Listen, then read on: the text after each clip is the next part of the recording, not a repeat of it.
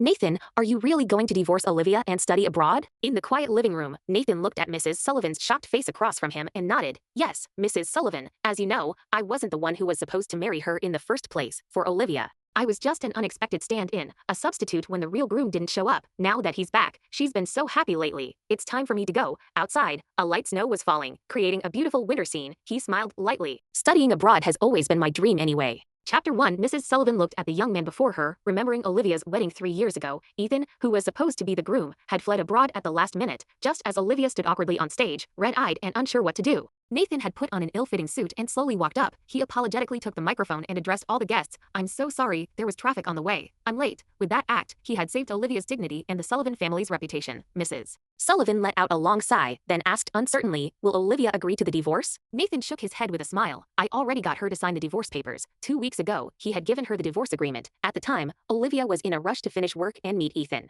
She had signed without even looking and left. Now, in just 7 more days, he would be able to get the official divorce certificate. He would be free. After all, the Sullivan family had a 3-generation military background and couldn't go abroad, so once he left the country, he and Olivia would never have to see each other again. Just as Mrs. Sullivan was about to speak, a gentle female voice came from behind them. Nathan, what are you chatting about with Mom? Nathan turned around to see Olivia, whom he hadn't seen in days, walking towards them in a black evening gown that occasionally revealed her long legs. Olivia, seeing her daughter approach, Mrs. Sullivan was about to step forward to scold her. Why are you here? With a mix of surprise and reassurance, Nathan stood up, giving Mrs. Sullivan a pleading look to interrupt her. I missed you, so I came by to pick you up, Olivia said, her eyes looking a bit guilty. In truth, she had come on purpose after finding out Nathan's whereabouts. After saying goodbye to the worried Mrs. Sullivan, the couple took their bags and left the Sullivan family home. On the way back, heavy rain pounded on the car windows, while inside was completely silent. Olivia remained quiet for a long time before finally speaking. Nathan, Ethan and I are really over. He just got back to the country and had heart surgery a few years ago, so his health isn't good. As an old friend, I just went to help him get settled. I hope you can understand. Nathan stared out the rain-blurred window and nodded.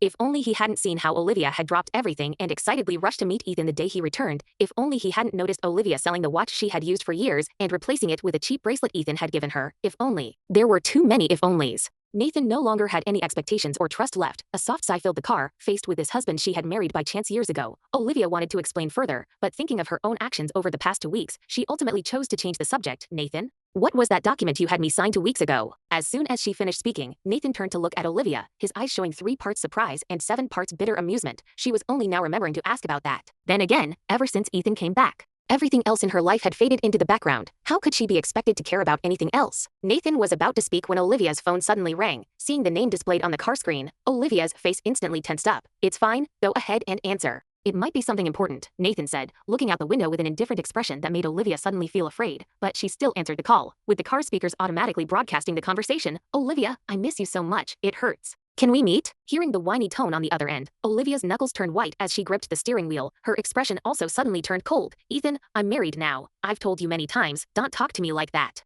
There was a moment of silence on the other end before Ethan replied. But Olivia, I was supposed to be the groom at that wedding. The car suddenly screeched to a halt in the middle of the road, the tires making a huge noise as they skidded on the pavement. In their 3 years of marriage, this was the first time Nathan had seen Olivia lose control. She shouted at the screen, but you left. You abandoned me and left. The phone went completely silent. A moment later, Ethan's voice came back sounding choked up. I'm sorry, I was sick at the time and didn't want you to worry. I had no idea it would have such serious consequences. Olivia, my heart hurts so much. It's okay. Just let me die like this. Then I won't bother you anymore. And you can live happily with my substitute. Soon, there was no more sound from the other end. Olivia instantly panicked. She immediately looked at Nathan. Nathan spoke up first. It's fine, I'll take a taxi home. You go check on him. Don't let anything really happen. Olivia still felt somewhat guilty and said softly, I'm not going to see him. I just remembered there's an urgent matter at the company, so I need to stop by there. I'll come back to be with you after I finish. Nathan nodded and opened the car door to get out. Watching her car speed away, Nathan stood in the rain holding an umbrella, his eyes darkening. A moment later, he gave a bitter smile and started walking towards home. Over 10 miles away. 3 years. It was time to end it. 3 years ago, he had put on that ill-fitting suit and married a woman who could barely remember his name. Friends and relatives privately said Nathan was pitiful, just a stand-in for his wife's true love. But in the 3 years since, they had shared romantic moments together and dreamed of the future. Nathan had thought he had melted the heart of this so-called ice queen, but now, Nathan clearly knew he had been wrong. If that was the case, he should return to where he truly belonged and give back this position as Mr. Sullivan. It would fulfill Olivia's wishes and free himself as well. Lightning split the night sky, followed closely by torrential rain that swept through like a tidal wave. It also washed away the last of Nathan's feelings for Olivia. Chapter 2. Nathan slept alone that night. By noon the next day, Olivia still hadn't returned. When he woke up, it was still raining outside. Nathan stayed at home. calmly deleting all the posts about their married life from his social media accounts. Just as he finished cleaning everything up, he saw that Ethan, who had been threatening to die yesterday, had suddenly posted on social media, "What's it like to be dotted on by your ex-girlfriend?" He included a grid of 9 photos. In the first, the usually cold and indifferent Olivia was in his arms, feeding him porridge. In the second, the normally aloof Olivia was sitting by his bedside, holding his hand. In the third, the usually proud Olivia was kneeling in front of him, her eyes full of concern as she helped him take medicine. The fourth showed a pile of luxury goods, each worth millions. Ethan had captioned it, "Thanks to Olivia's connections, I'm not angry or upset anymore." In the photos, the handsome man smiled sweetly, looking like the happiest prince on a phone call. The comment section was full of envious remarks, left and